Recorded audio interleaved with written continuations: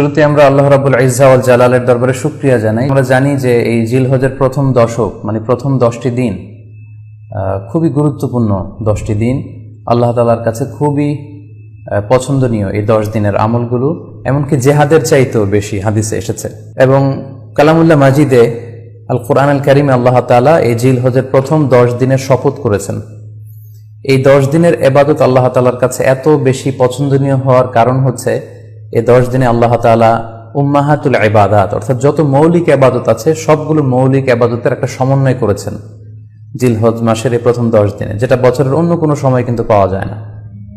কারণ এই 10 দিনের ভেতরে সালাত আছে, নফল সিয়াম আছে, সাদাকা আছে, কুরবানি আছে, হজের প্রসঙ্গটা আছে, যেটা বছরের অন্য কখনো এরকম উম্মাহাতুল ইবাদাত অর্থাৎ যত মৌলিক ইবাদত আছে সব মৌলিক ইবাদতের কম্বিনেশন সমন্বয় বছরের কোনো সময় কিন্তু আসলে হয় না, যেটা হয়ে থাকে জিলহজ মাসের প্রথম এই 10 দিনের ভেতর। এজন্য এই 10 দিনের ইবাদত আল্লাহ তাআলার কাছে অত্যন্ত বেশি প্রিয়।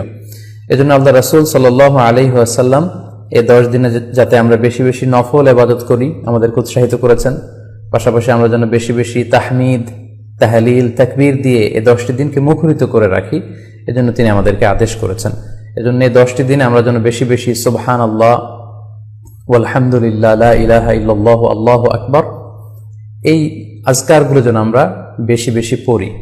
এবং আরাফাতের সিয়ামের ব্যাপারে আল্লাহ রাসূল সাল্লাল্লাহু আলাইহি ওয়াসাল্লাম আশা করেছেন যে 9 জিলহজের যে নফল সিয়ামটি অর্থাৎ আরাফার রোজা, এই আরাফার রোজা যে ব্যক্তি রাখবে আল্লাহ রাসূল সাল্লাল্লাহু আলাইহি ওয়াসাল্লাম বলেন যে আমি প্রত্যাশা করি এই সিয়ামের বদৌলতে বিগত একটি বছরের এবং সামনের একটি বছরের যত পাপ হবে এই পাপগুলোকে আল্লাহ তাআলা আমাদের জন্য ক্ষমা করে দিবেন। এবং জিলহজের 9 তারিখ ফজর থেকে কিন্তু আমাদেরকে ওয়াজিব তাকবীর পাঠ করতে হয়। আমরা জানি সেটা শুরু হয় আরাফার দিন ফজর থেকে। 9 তারিখ ফজর থেকে শুরু করে 13 তারিখ আসর পর্যন্ত এই তাকবীরগুলো প্রত্যেক সালাতের পরে পড়া আমাদের জন্য আবশ্যক। আমরা যেন এই নফল আজকারগুলো, এই নফল তাকবীরগুলো যাতে আমরা বেশি বেশি করে দেই। এবং যারা কুরবানি করার জন্য ইচ্ছা পোষণ করেছেন তারা যেন এই 10 দিনের আগেই তাদের মাথার চুল এবং নখ কেটে পরিচ্ছন্ন হয়ে যান। এবং জিলহজের এই 10 দিনে তারা যাতে মাথার চুল না কাটে এবং হাতের নখ না কাটে, এই মর্মে আল্লাহ রাসূল সাল্লাল্লাহু আলাইহি ওয়াসাল্লাম আমাদেরকে গাইডলাইন দিয়েছেন। সব মিলে আল্লাহ তাআলার কাছে এই 10টি দিনের ইবাদত খুবই প্রিয়। এমনকি হাদিসে এসেছে, যেটা আমরা বললাম যে জেহাদের চাইতেও বেশি প্রিয়। এজন্য এই সুবর্ণ সুযোগটুকুন যেন আমরা কখনোই মিস না করি। তাই আমাদের সাধ্যমতো আমরা যেন বেশি বেশি নফল ইবাদত করি। আমরা যেন সুযোগ হলে পুরো 10 দিন ব্যাপী